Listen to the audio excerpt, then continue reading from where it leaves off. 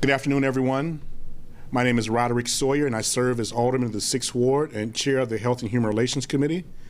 I'm happy to be here this afternoon to talk about some exciting news we have. Also acknowledge my colleague and good friend, Alderman Sue Garza, the 10th Ward. As we encounter issues as it relates to mental health, one of the issues that we've come forward in the city of Chicago was access to care.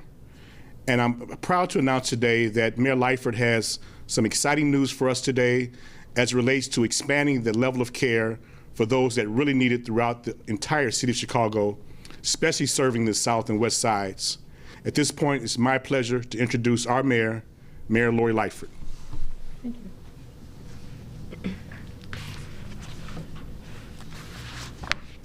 you. Thank you, Alderman Sawyer, for that introduction. And good afternoon, everyone, and thank you for being here.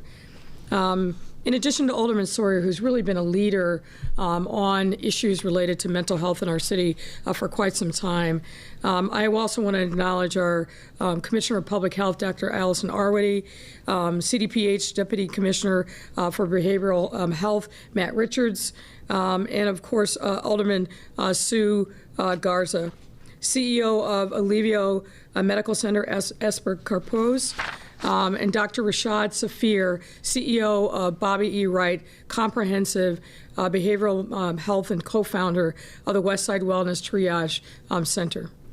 Since I took office over a year ago, I made it a priority to ensure that the well-being of our community was well served. Critical to this work is creating an effective mental health system that cares for and heals the whole person. That's why we've more than doubled our mental health budget since I became mayor. And I think we stood at about this time a year ago making the announcements and commitments that we are going to make for the 2020 budget. It's also why my team has been working tirelessly to implement mental health strategies that are rooted in data and evidence and take a trauma-informed approach to care, direct resources to communities most in need. And just as I mentioned last year when we announced my framework for mental health equity, our mental health system has significant gaps and that disproportionately impact communities of color. And these gaps are undoubtedly linked to generations of disinvestment and a lack of a clear commitment to ensuring Chicagoans have access to the care they deserve when and where they need it. So today, we're taking the next important steps to close these gaps and making our commitment to inclusive and accessible mental health care crystal clear by moving the mental health equity framework forward in 3 key ways. First and foremost, we're strengthening our city's mental health system, mental health safety net system with an unprecedented additional $8 million a year investment in 32 trauma-informed centers of care located in areas and communities of highest need. These centers will provide trauma-informed mental health services to all, regardless of one's ability to pay, health insurance status, or importantly, immigration status, and expand these services to our South and West Side communities that really need them most. In addition, 30 of the 32 centers of care will expand services to children, adolescents, and young adults, meaning that as a result of this investment, tens of thousands additional Chicagoans will be able to get the care they need right in their own communities.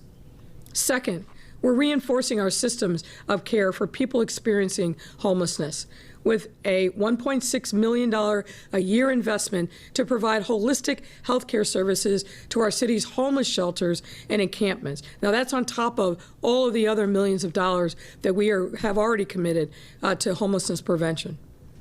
Because if we're truly going to have an inclusive mental health system, we must bring care outside of the clinic walls and invest in the services people simultaneously experiencing homelessness and living with serious mental illness and substance abuse disorders truly need and deserve. Our partnership with Heartland Alliance Health and Lawndale Christian Health Center will not only improve patient outcomes, but will also reduce unnecessary contact with first responders and crisis systems. This is the kind of alternative care that makes sense and that we support. And third, and finally, we're building a healing-centered culture for our city by launching our first public health mental awareness campaign in partnership with Edelman. Let me say that again because I completely flubbed it. We're building a healing-centered culture for our city by launching our first public mental health awareness campaign in partnership with Edelman, which has long been committed to addressing and destigmatizing mental health. As CEO, Richard Edelman's mother, Ruth Edelman, battled mental health-related illnesses for much of her adult life. And folks, I can't emphasize this part of our plan enough. Part of the reason why people of all stripes do not seek care is because of their concern about stigma. I said this before and I'll say it again. I don't know any family, including my own, who doesn't have a relative, a parent, an aunt, a sister, or a brother who faces some kind of trauma or depression or more serious mental health. It's time, frankly, it's past time, that we bring that out of the shadows and we provide the kind of support that our people need in their time of need. This campaign will spread the word about the publicly funded mental health services available to all Chicago residents, combat mental health stigma, and build awareness of mental health as a critical public health issue. Again, we've got to bring our people, our loved ones, out of the shadows and make sure that they get connected up with the care that they need. As you can see, filling the mental health care gaps our city faces isn't a task that can be done overnight, but we have taken and will continue to take important, necessary steps on this journey. That's why today's announcements are components of our broader and bolder effort to address community trauma, which is tied to deep-rooted issues like poverty, like violence, like addiction, the kind of things that destabilize communities and make it more difficult for individuals to live healthy and safe lives. I want to thank everyone who has partnered with us on today's announcement. Thanks for your hard work every single day and for your collaboration with the city, as we are that much closer to creating a mental health system that is indeed equitable, accessible, and inclusive for all Chicagoans. And at this point, I will welcome Dr. Arwady, our Commissioner of Public Health, and really the architect of this plan, to the podium to say a few words. Dr. Arwady. Thank you so much, Mayor Lightfoot. And I'd like to just start by doubling down on what the mayor said about mental health being an issue for every Chicagoan. Usually when I'm up here, most often recently, I've been talking about COVID. But back at CDPH, when we're talking about COVID, in addition to the physical health problems, certainly the economic health of the city that we're thinking about long-term always, we have had a major focus throughout our response on mental health. Conveniently and importantly, a year ago, Mayor Lightfoot had already decided to double the city's budget for mental health. We've stuck to that commitment, and we've been able to use some of the federal funding that we've received for COVID to increase investments even further. When I'm talking to patients, when I'm talking to regular people in Chicago, I would argue that at this point, it's not just that you know somebody in your family. I think you'd be hard-pressed to find really any of us who have not had some experience related to feeling out of control or unsure, feeling like we're not entirely knowing about our economic security, our food security, being worried about loved ones, being worried about mixed messages, not knowing what might come next from the virus, all of the social isolation that we've seen as we've taken care of the people who are most vulnerable to COVID. All of this has consequences for mental health. And so I would encourage everybody to talk about mental health. I hope one of the long-term outcomes from COVID is that we bring the stigma around mental health down and that we talk about it just like we talk about physical health. And so last year, when the mayor announced the framework for mental health equity, the CDPH team was on it, and has remained on it throughout COVID, working tirelessly in partnership with so many community stakeholders, with patients, with mental health workers across the city, and with folks here in the mayor's office to implement this ambitious plan. This called for a historic investment in the city's publicly funded mental health system, and it had 4 goals: to strengthen the publicly funded outpatient mental health system, which is the main announcement that we're making today; to create these trauma-informed approaches to violence prevention; to invest in community-based care, not requiring people to need to keep a 10 a.m. appointment to get mental health care, bringing it out of the walls of clinics, especially to people who have more complex needs, and then doing the coordination and the public education that's necessary to make sure people can access care. And so for strengthening the mental health safety net system, as the mayor said, today we committed to an $8 million per year investment in 32 trauma-informed centers of care in the communities of highest need. They will provide trauma-informed mental health services to everybody, regardless of ability to pay, health insurance status, immigration status. And as you have heard and seen, we have prioritized those investments based on where the needs are greatest, based on data, and focused particularly on the city's south and west sides. 94% of the centers of care that are being funded, these are the community areas where they're located, 94% of these centers of care are also planning to expand mental health services for children, adolescents, and young adults. So important when we're thinking about prevention and early intervention around mental health. The trauma-informed responses to violence prevention have already been an area where we've made some announcements. You may remember earlier this year, CDPH invested $6 million in street outreach services, but also another $1.5 million for a coordinated network of victim service teams in the communities that are most impacted by serious victimization. We know that violence creates this community-level trauma. We know that compromises mental and emotional health of residents and has major impacts on community. And we want to make sure that people who are experiencing the most serious violence in Chicago, their family members and their community members are getting the mental health care that they need in a proactive way. On mental health crisis prevention and response, already earlier this year, we announced $1.2 million to fund for the very first time some outreach work in things like assertive community treatment and community support teams. These teams bring interdisciplinary care into the community. The idea is, you don't even need walls around this hospital. We're going to take care of people's mental health needs, their substance use needs, particularly where they're complicated by issues of homelessness. And we're going to do this regardless of where people live in Chicago. We will expect to be making some additional announcements in addition to what you heard today around the further outreach for folks who are continuous riders on the CTA. We know that there are people who experience homelessness, and that is a group that needs particular outreach, and you'll be hearing more about that, as well as additional work in crisis response. And then finally, on this coordination of the mental health safety net system. Back in 2016, when I started working seriously on this issue, CDPH included questions about mental health access in the big survey that we do every year across the city. And we asked people, did you need mental health services in the last year? Did you get them? And if you didn't, why not?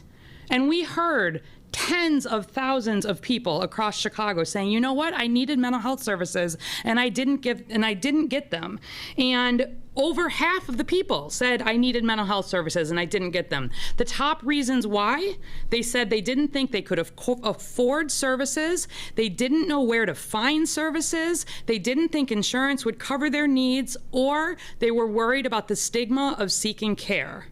These kinds of investments help address these very real problems in Chicago. With the mental health awareness campaign announced today, the partnership between 311 and the NAMI helpline, and much ongoing work that we're doing to use data, CDPH is working at the mayor's direction to coordinate the mental health system so that every resident who gets care can get it when and where they need it. So no matter who you are, where you live, what your insurance, immigration, registration, language, employment status is. If you've regularly gotten mental health care, you've never even called a helpline. If you live in Chicago, there is mental health support for you, there is care for you, and we at CDPH, with every one of these partners, want you to know that, and we want you to reach out. And with that, I'd like to bring up Matt Richards, who is the Deputy Commissioner for Behavioral Health at CDPH and a true convener if I ever met one. Good afternoon, everybody. My name is Matt Richards. I'm a licensed clinical social worker, and I'm the Deputy Commissioner of Behavioral Health at the Chicago Department of Public Health. I first wanted to start by thanking the mayor and thanking the commissioner for their leadership. The mayor's framework for mental health equity and the resources that she has secured to implement it have been critical for the announcements that we're making today. In fact, not possible with in regards to the announcements we're making today. We are intent on writing a new story about mental health in our city. It's a story in which we are channeling resources into communities that have needed more and have too often gotten less. It's a story of working to rebuild trust that has been lost. It's a story that endorses that the mental health of all of our residents is a human right. It's a story that recognizes that the leadership and the talent and the expertise of our community partners, some of whom are here with us today, is critical if we are to effect the changes that we are seeking to accomplish. I wanted to say a few specific things about the investments that have been announced today. We have long known that the publicly funded mental health system in our city is the safety net system. This is the system that is comprised of organizations that rely primarily or exclusively on government funding in order to operate. They commit to provide care to everyone, regardless of ability to pay, immigration status, health insurance status. This system consists of over 200 FQHCs, community mental health centers, community-based organizations, and city clinics and county clinics.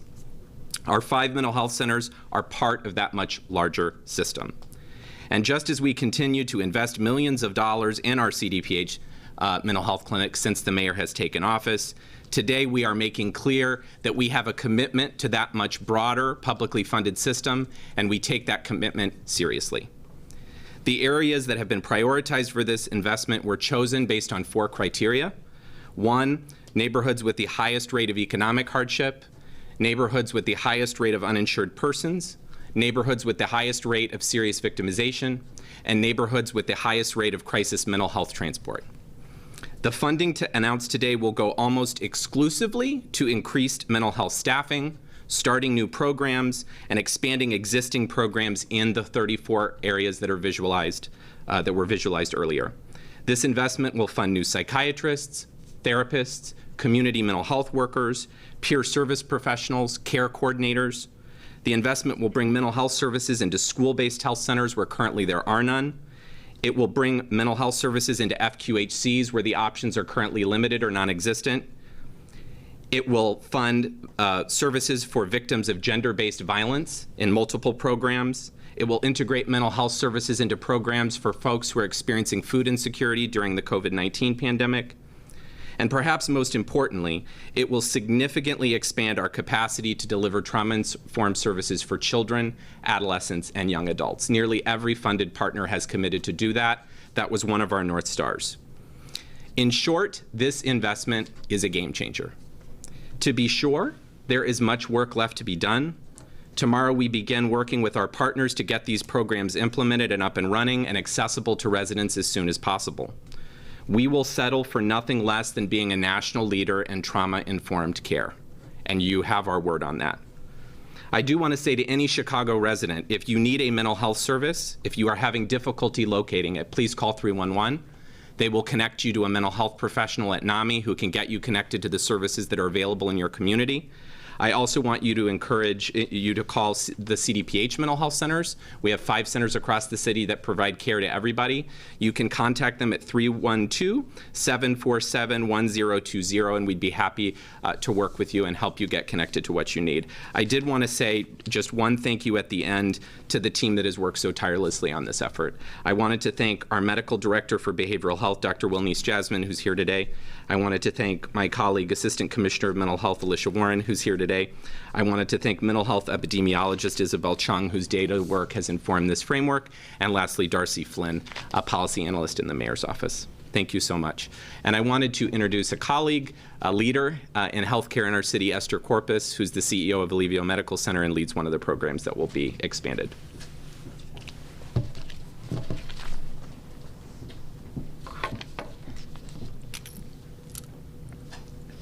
Good afternoon. My name is Esther Corpus, CEO of Alivio Medical Center. I want to thank Mayor Lightfoot, Dr. Arwady, Matt Richards, and the entire Chicago Department of Public Health leadership for recognizing and investing in much-needed mental health services for the citizens of Chicago. Alivio Medical Center is a trusted safety net provider that has been providing bilingual and bicultural health care to the Latino community in the southwest and western suburban areas of Chicago. For 30 years, Alivio has been steadfast in its mission to ensure that no one is turned away, regardless of their ability to pay, their race, and most importantly, their immigration status. At Alivio, we understand that trauma impacts all core areas of the person, including physical, cognitive, and emotional health, and that in order for someone to heal from trauma, they need to be safe and they need to be in a trusted environment, and clinicians who can provide interventions that trauma-informed based needs and empowerment. Studies show that there is a definitive association between early childhood trauma and later mental health and medical health implications. Alivio has been steadfast firsthand, year after year, who has served chronically ill patients that struggle with implementing lifestyle changes, highlighting the need for medical and mental health intervention. With limited staffing, we have served patients that suffer from depression and other mental health disorders that require complex treatment and medication. We know that this is not unique to Alivio, to the city of Chicago, or for the country for that matter. Only about 33% of Hispanic adults with mental health receive treatment each year, compared to the U.S. average of 43%. Our communities deserve better.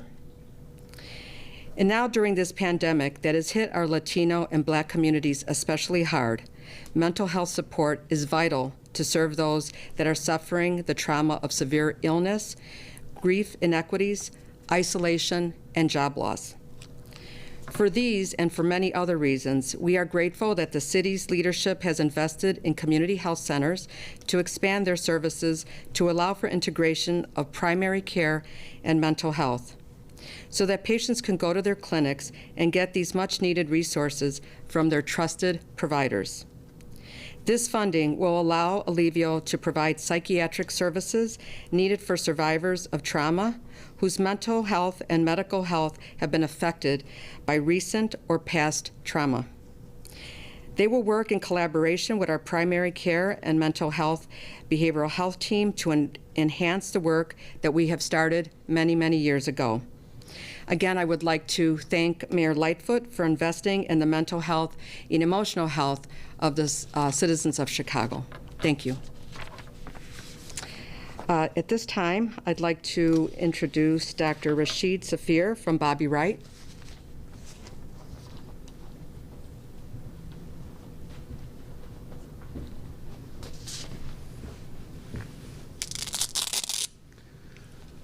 I'm very glad to have that off. Good afternoon, everyone. First, again, let me thank Mayor Lightfoot and the entire team at CDPH for this funding opportunity to expand trauma-informed care into communities that so desperately need it. I recall last February having conversations with Matt Richards around how we can tackle this issue of trauma in our community, and working on the mayor's mental health equity plan. And to see this come to fruition is certainly very, very gratifying. I am the president and CEO of the E Wright Comprehensive Behavioral Health Center, located on Chicago's west side. I am also the co-founder and director of the West Side Community Triage and Wellness Center, which is also located on the West Side. And I chair a recently formed organization called the West Side Behavioral Health Task Force, along with State Representative LaShawn Ford.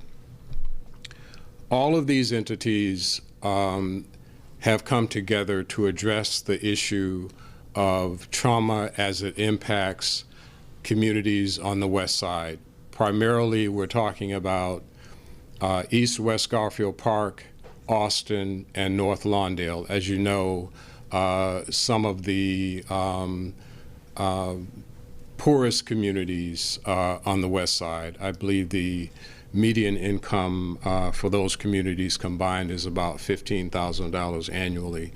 Can any of you imagine trying to survive off of $15,000 a year? That in and of itself is a mental health crisis.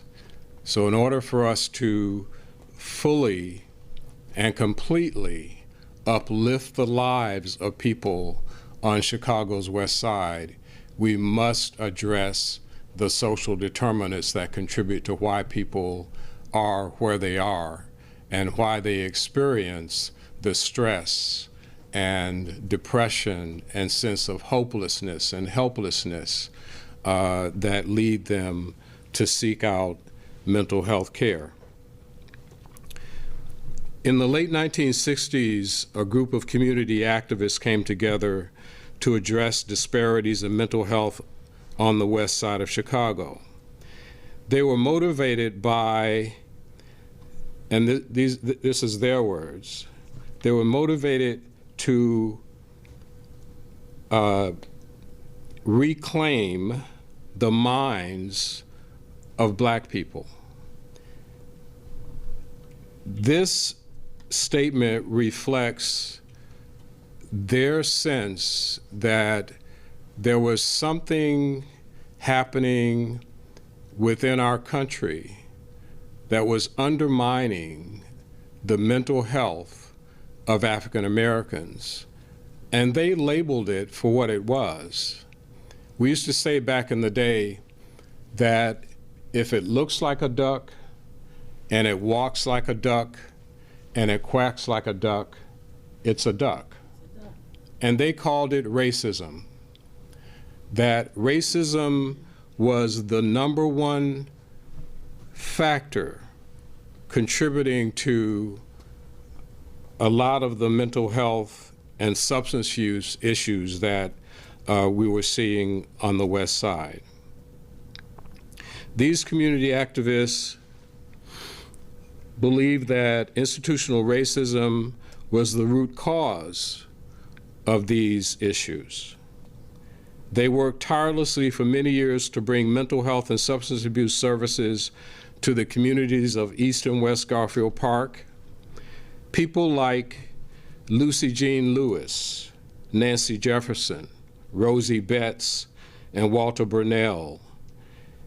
They got together and formed a coalition to apply for funding under the Community Mental Health Centers Act of 1963.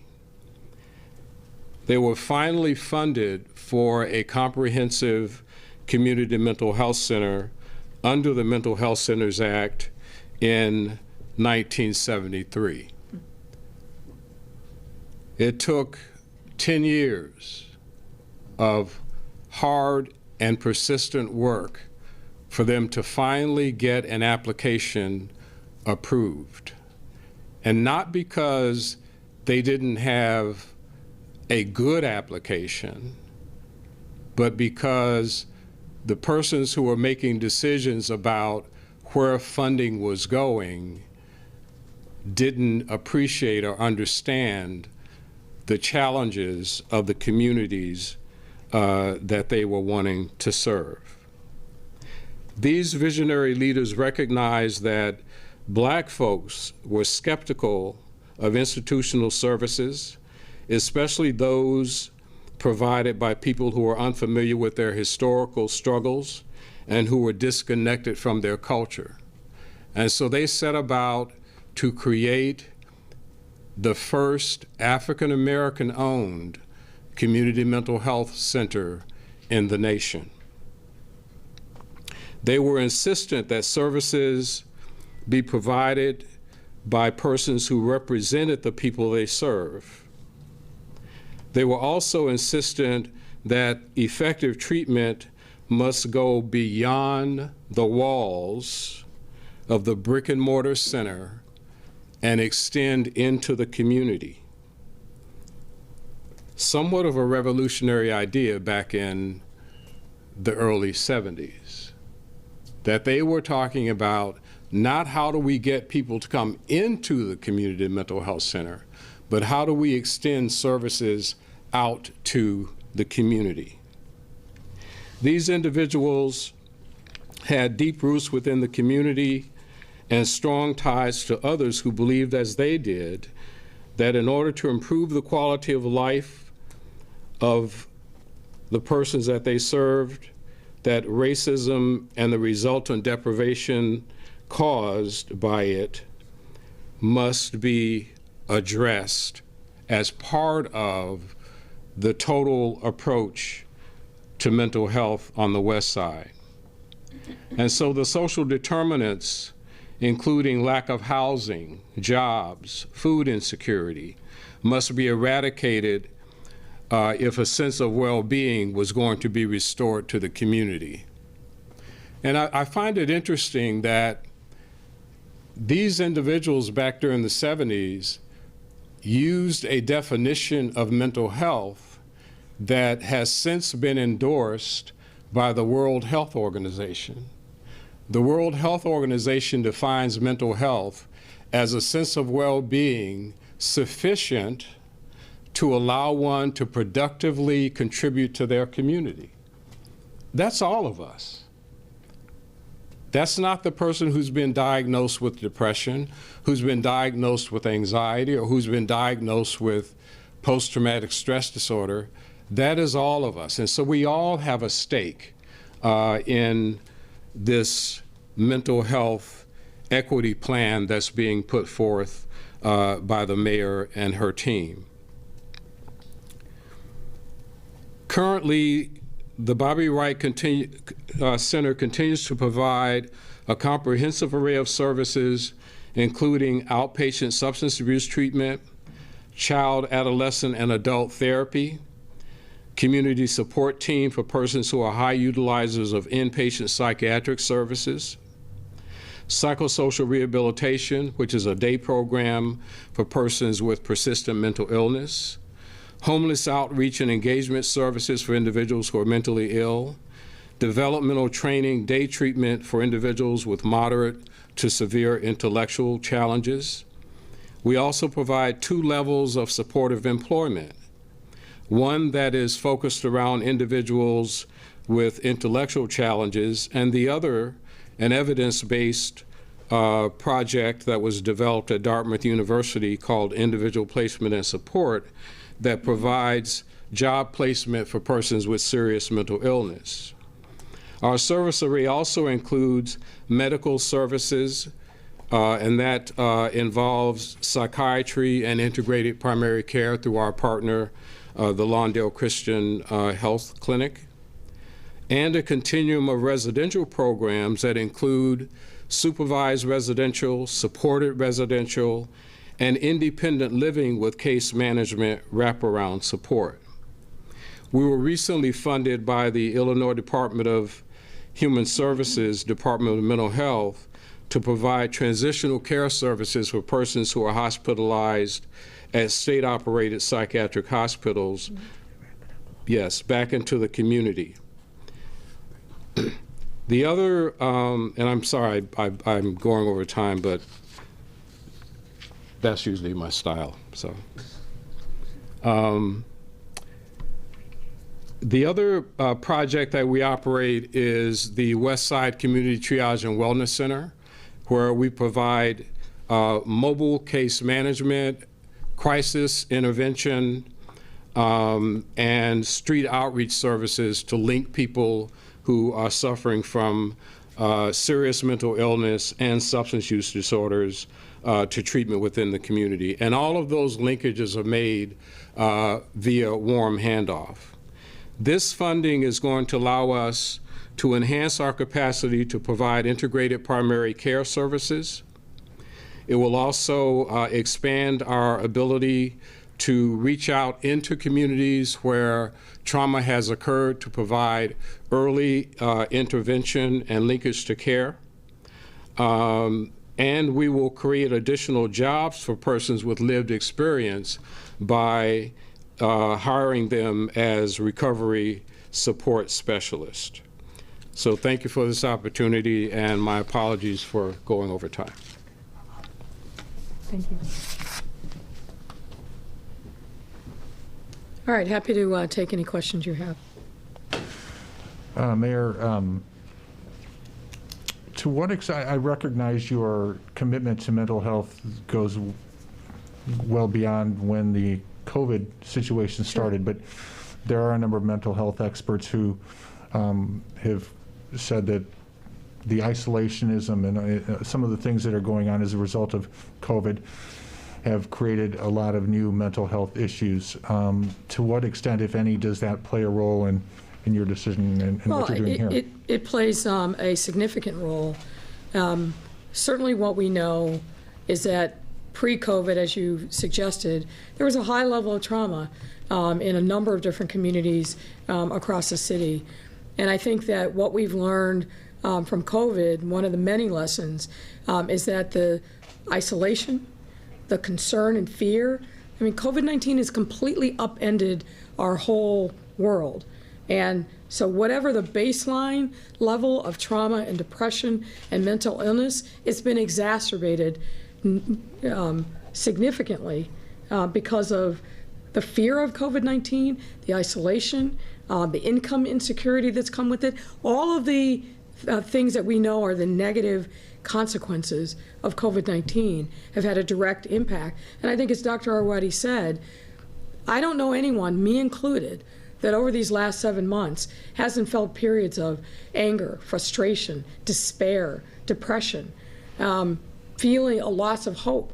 And for many people, they need to have not just self-care, but they need some support of mental health providers, and getting that into communities where people live with trusted providers, as was said earlier, I think is a critical part of our obligation to the health and wellness of our residents.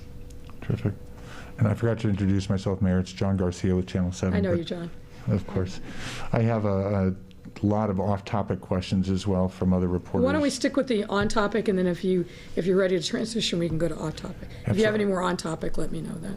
I think we've covered what I wanted to ask you on-topic, and I appreciate your help with that. If I can move to a question from Sarah Schulte from my station as well. She asks if, wanted to ask Dr. Arwady as well about the message that President Trump sent yesterday, and if it's a mixed message, what your opinion is about that. I'll be careful in choosing my words. I do think it's unfortunate, both in the way that the president has behaved himself personally. I find it very unfortunate. We heard news today that the basic, I think, absolute obligation, given the super spreader event sponsored by the president, that the White House is refusing to provide information to do basic case investigation and contact tracing. Unfortunately, what we've seen from this White House is a repeated effort to substantially undercut not just the public health guidance, but public health officials themselves. I think it undermines even more, if it's even possible, but it certainly undermines even more the credibility of the president and White House leadership on the issue that affects all of us. Every single resident of this country, and truly globally, has been nothing but impacted by COVID-19. And so to say, don't fear I don't even know what that means in the context of over 210,000 Americans dead. I don't know what that means in millions who have been infected. And then even more individuals, families, communities, neighborhoods that have been themselves impacted by COVID-19, not the least of which is the disproportionate impact on communities of color, as you heard from our speakers. So in this world where we live, to say the things that he said, to do the things that he's done, taking a little cruise to see his fans outside of a hospital when he is getting the best possible care on the planet, when many people are struggling and fearful every single day that they won't have the kind of access to care that they need. There's not a lot of good things I can say about that. It's depressing. It is disparaging of the hard work of so many who have sacrificed and continue to every single day to try to keep themselves safe, their families safe, not to mention the sacrifices of the healthcare workers and the first responders who've been on the front lines of this horrible disease and pandemic. I'm a partisan on this issue. I believe we need new leadership, and I think there's a body of evidence as to why we need leadership change. And I think the president's performance, and that's, I think, probably the most apt word, just adds to people's feeling that he is not in control, that he is understating the gravity of this horrible situation that we find ourselves in. Every part of our lives has been affected by this. Every part of our lives has been upended. You can't understate, or overstate, I should say. We can't overstate how important it is for us to have steady, sure leadership, particularly in the White House. We're not finished, and I better said, COVID-19 is not finished with us. It's still here. It's still part of our presence. It's still making people sick and sending them to hospitals and killing people every single day. We need someone who understands the gravity of the moment and rises to the occasion, and we just have not seen that in the White House. Kind of a follow-up question from Alice Yen from the Tribune, and she wanted to address it also to Dr. Arwady if we could. What do you think the White House could have done better to protect themselves and their communities? Follow the public health guidance. Follow the guidance of the CDC. Follow the guidance of CDPH. Any of the above. Wear a mask. Social distance. I'll let Dr. Arwady give the medical explanation, but don't be stupid. That's what they could have done. Can't stop stupid.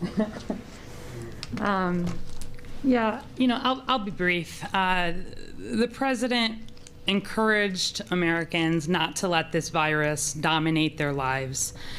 This virus has dominated my life for the last 8 months, and I know that it has dominated the lives of the nearly 3,000 Chicago residents and their families who have died, the tens of thousands who have been infected, and the hundreds of thousands who have had life upended. There are simple things that people can do to be able to live as safely as possible with COVID. Wear a mask. When I saw the president, who is in his infectious period for COVID, making a point of taking his mask off, I don't know what message that could possibly send that could bring this country forward in the time of COVID. We can debate timing, we can debate priorities, but seeing someone in leadership absolutely going against the most basic public health guidance that we need everybody to take part in while they are going about their lives is disturbing, and frankly, it makes my job harder. Mayor, question from Franz Spielman regarding the budget. You've asked organized labor to help you achieve $200 million in savings. How would you like to see them help you get there, and would you prefer a share the pain plan that includes pay cuts or furlough days for all employees as opposed to layoffs that you've tried hard to avoid? Well, look, I'm not going to give any specific credibility to statements that have been bandied about in the news, but I've said since August 31st, when we announced our budget forecast and talked about $800 million lost this year, and another $1.2 billion deficit for next year, that there were going to be a lot of painful choices that have to be made, particularly if we did not receive any support, additional support from the federal government. And it looks like both chambers of the House and the Senate are going to be in recess or are in recess for their election, and that, in my view, they have shirked their responsibility to the American people. This pandemic, aside from the other pain that we've talked about here today, has had a catastrophic effect on the economy of the country, and certainly the economy of Chicago and every other municipality, blue, red, purple, everyone across the country. So we have to fix this ourselves, and we'll fix it. And the pain and the difficult decisions are going to have to be made. I don't relish them at all. As we move towards our process, and I meet on a regular basis with my financial team, every single meeting has been painful. Every single one thinking about the hardships that our residents are going to have to endure, and particularly our personnel. I feel every single one of those painful choices. They keep me up at night.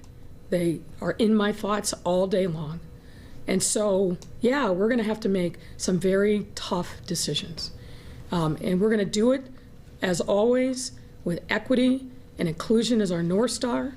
I'm pushing my team so that we fully appreciate all the impacts, particularly race, ethnicity, gender, what it's going to do to our small businesses. Every single decision that we're made, I'm pushing my team to analyze every conceivable way so we understand the potential impacts on people's lives. This is not an easy time. These are not simple decisions. And the decision weighs very heavily on me, as it should, because what we're fundamentally talking about is another episode, another event that's going to disrupt people's lives. And that's not easy to do, and nor should it be. So, yes, of course, we've engaged with members of organized labor. We will continue those discussions, and I hope that they will come to the table with some real concrete solutions. But delay is not possible. Kicking the can down the road, not who I am. Our moment of reckoning is right now, and we have an obligation to the residents of the city to do our jobs, and that's precisely what we're going to do. John, let's do two more. Question from Craig Dellamore from BBM. If the White House and the House Democrats are unable to agree on a sizable relief package for local governments, what are the kinds of spending cuts or revenue increases that would be necessary in the city budget? A property tax hike, perhaps, or layoffs, perhaps? Well, I think I kind of addressed that with my answer to the last question. We are looking at a range of options. None of them are good. All of them are painful. And I don't want to negotiate them in the media, particularly because we haven't made any final decisions. We are getting close. It's tough. I've said to my colleagues in the city council, this will be the toughest budget that they vote for probably ever, given the size of the challenges and our desire not to discard the values that we all care about in making investments in people and in communities. This is going to be a tough one, though. All right, last one. I'm trying to pick the best of the last, sorry. Chris Ty from CBS 2 asks, Indiana has more cases per 100,000 people than Alaska does. Why would Alaska get put on the list before Indiana? I'll let Dr. Arwady answer that question, but there is a method to our process.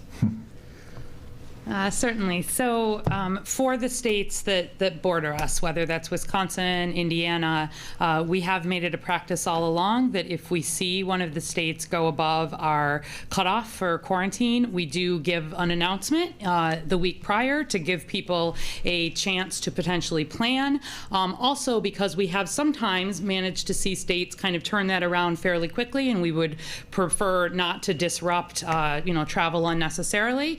But I am very concerned that Indiana is a state that is wishing that COVID were over, and it's not. And so I would encourage Chicago residents, if they are going to be traveling to Indiana, do the things that you know work. Wear your mask, keep your distance, wash your hands, be especially careful. If Indiana does not see an improvement in numbers, they will be formally added to the list next week. All right, thank you, John. Thank you, Mayor. Thank you. Thanks, John.